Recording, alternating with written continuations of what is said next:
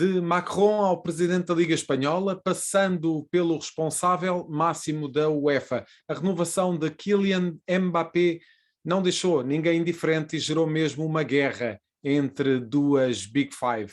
Nesta edição do Jogo Económico vamos tentar perceber o alcance desta renovação e escrutinar todos os números desta operação. Gonçalo Almeida, especialista em Direito Esportivo, é o convidado desta edição. Muito obrigado, Gonçalo Almeida, pela presença neste Jogo Económico. A verdade é que tivemos aqui uma renovação, apenas uma renovação, este apenas naturalmente entre aspas, mas mexeu aqui com uma série de fatores que se calhar seriam completamente inesperados. Tivemos duas Big Five, a Liga Espanhola e a Ligue 1 francesa, digamos que numa acesa disputa de palavras, Ceferin a dizer que está tudo controlado e que as regras de fair play da UEFA vão ser cumpridas, mas também tivemos aparentemente aconselhamento presidencial com Macron a aconselhar Mbappé a manter-se em França, a jogar em França. Como é que viu todo este rebuliço daquela que será a renovação mais cara de sempre no futebol europeu, Gonçalo?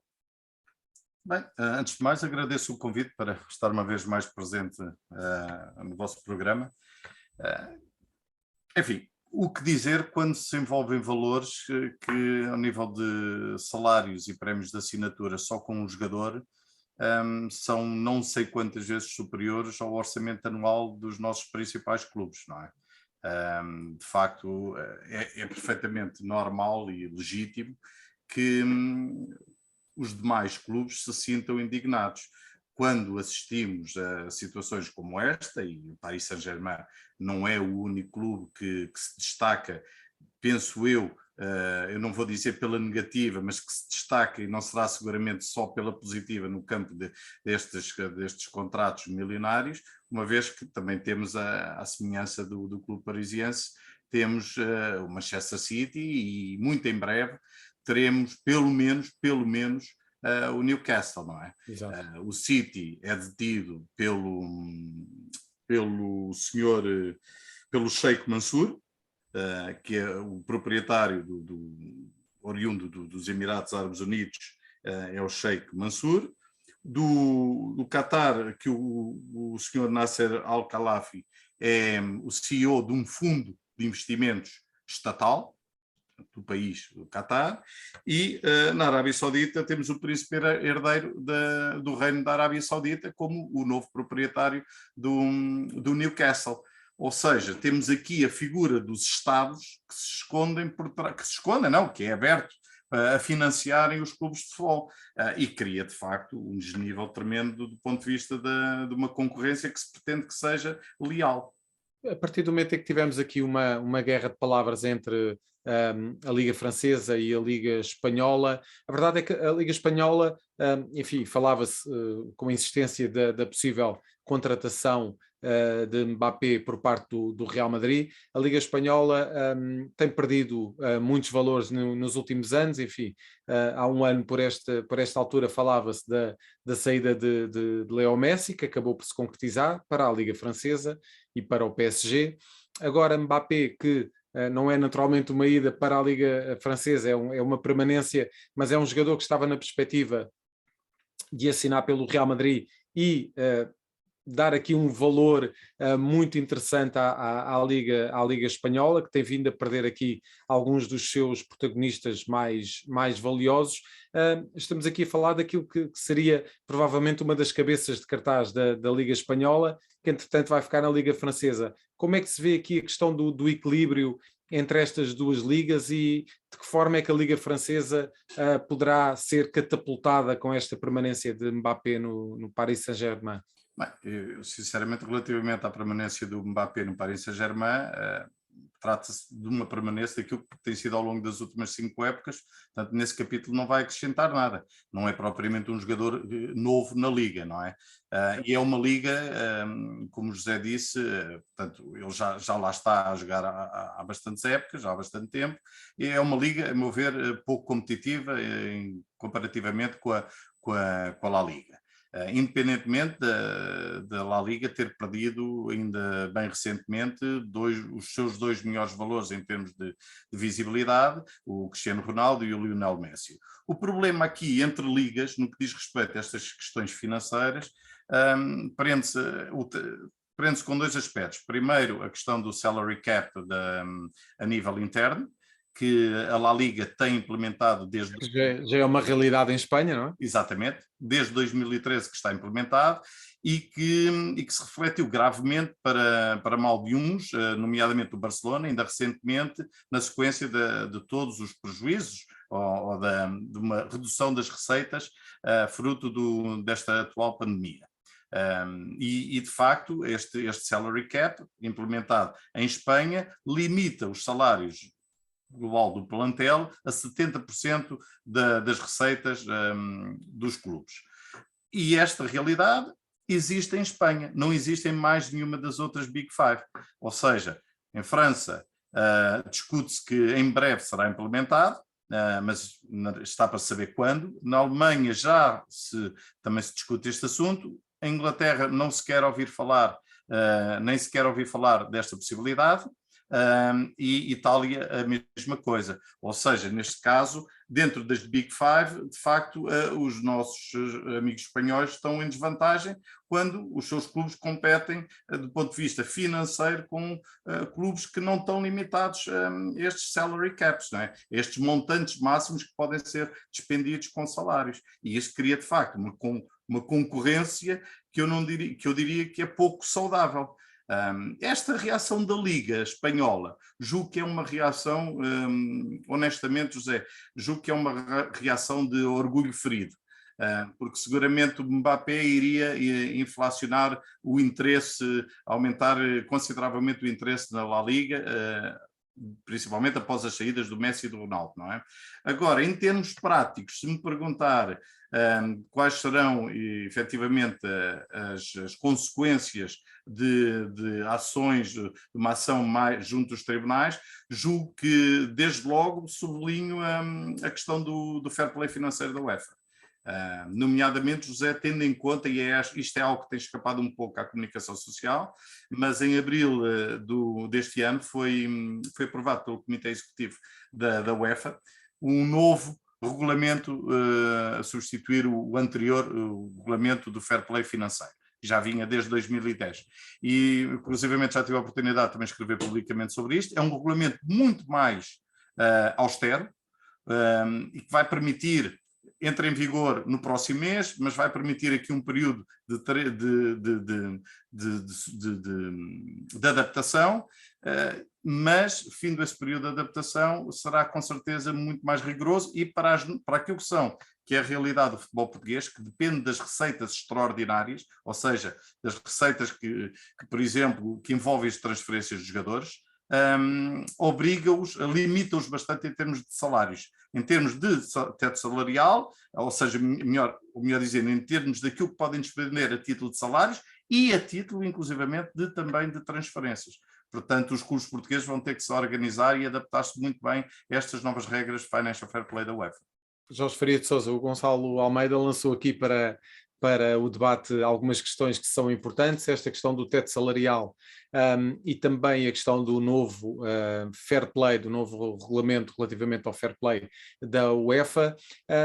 Esta questão do teto salarial é de facto uma questão que a Liga Espanhola, como o Gonçalo referiu, tem implementada desde 2013, mas aparentemente aquela que é uma medida que tenta, de certa forma, garantir a sustentabilidade dos clubes, poderá estar aqui a retirar alguma competitividade à Liga Espanhola, que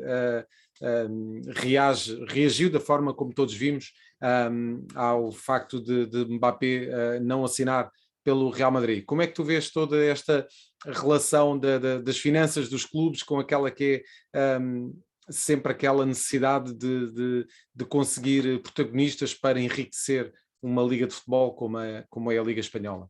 Bem, antes de mais cumprimentar o Gonçalo Almeida e dizer, eu na semana passada disse que esta ia ser uma das novelas que ia marcar o mercado de transferências deste verão. Acabou por não ser uma novela porque até se resolveu no fim de semana a seguir, E eu abri na altura a porta precisamente a isto, o Nuno Vinha até discordou de mim, eu abri a porta à renovação do Paris Saint-Germain, porque entendi, e recordo-me antes de gravarmos na semana passada, começaram a sair algumas notícias que alegadamente diziam que Mbappé exigia ao Real Madrid um salário anual a rondar os 50 milhões de euros líquidos e parecia-me difícil que o Real Madrid, com a folha salarial que já tem, e olhando para essas normas, chegar a esse tipo de valores.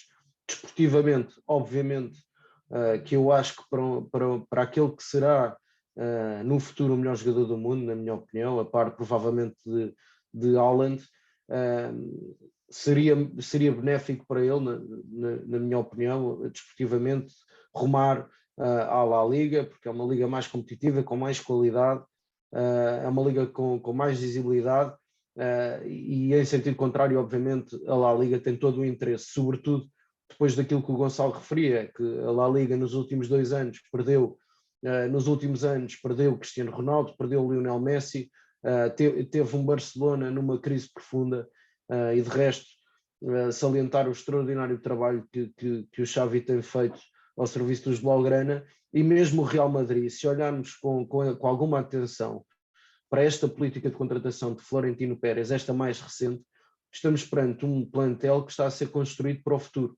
É verdade que ainda tem aqueles jogadores todos muito experientes, o Modric, Casemiro, que foram muito importantes no passado recente, Toni Kroos, Benzema, mas olhamos depois para as contratações que têm vindo a fazer e parece-me que estão a construir um projeto a se calhar mais 6 ou 7 ou 8 anos. Camavinga, Rodrigo, Vinícius Júnior, o próprio Éder Militão é relativamente jovem.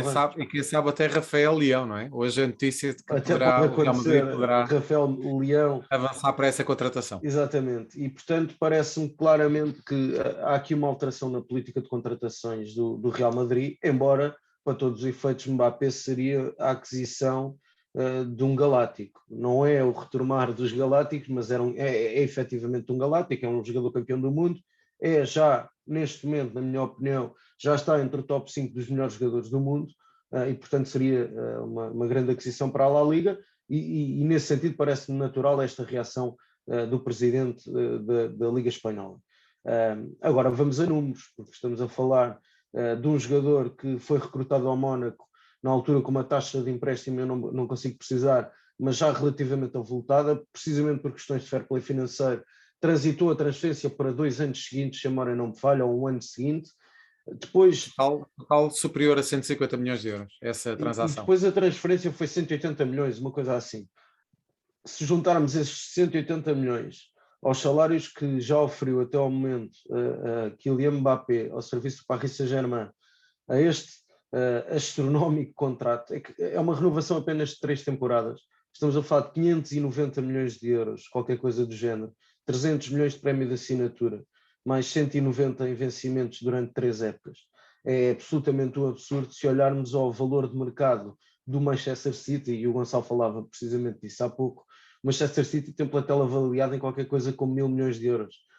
E, portanto, só Mbappé vai, em teoria, valer tanto como o valor de mercado do Manchester City todo.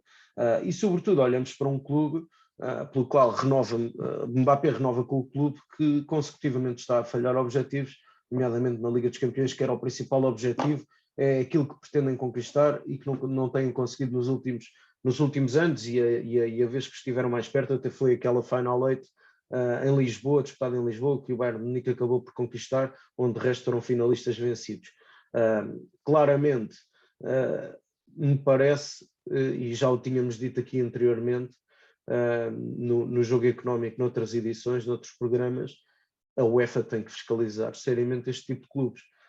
Porque é como dizia o Gonçalo, estamos a falar de Estados que estão a assumir a liderança de clubes, que têm quase verbas infindáveis para reforçar o plantel. É certo que existe o fair play financeiro, mas como o Gonçalo sabe melhor que nós, com certeza, muitas vezes, para haver cumprimento de fair play financeiro, há verbas extraordinárias de marketing e etc., que são colocadas nos clubes, como é o caso do Paris Saint-Germain, do City e do Newcastle, para justificar o contínuo reforço do plantel.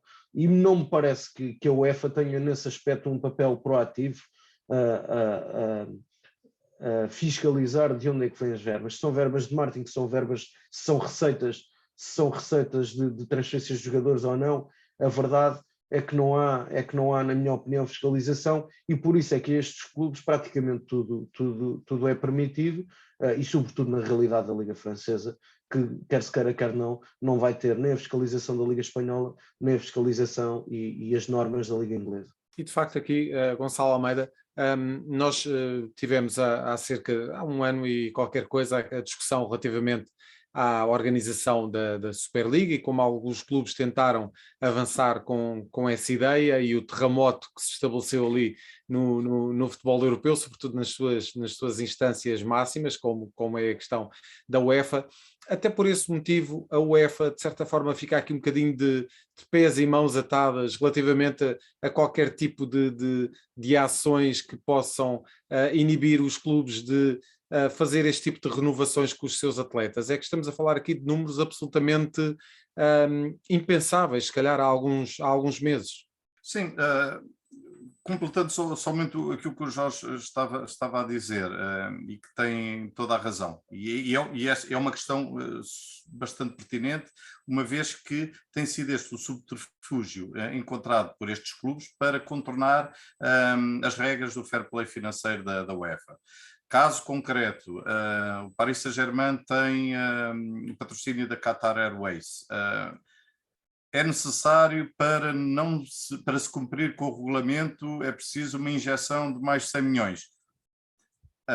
Aumenta-se, de repente, o valor do patrocínio da Qatar Airways, ou aparece, de repente, mais uma marca proveniente de Qatar ou indiretamente, que patrocina Paris Saint-Germain e aporta essa verba extra necessária para o cumprimento do fair play da UEFA. A chamada contabilidade criativa. Exatamente, mas é criativa, mas está aberta a todo mundo, quer dizer, é perfeitamente identificável. Nem se pretende esconder o que quer que seja, portanto, é visível porque é que o Paris Saint-Germain vai ter um patrocínio 5 ou 6 vezes ou 10 vezes superior a um clube como o Real Madrid ou o Barcelona, que tem muito mais adeptos e tem muito mais peso na história do futebol mundial e inclusivamente ao nível das competições europeias atuais. Portanto, isso facilmente se justifica e se percebe que há aqui esta inflação ao nível das fontes de receitas.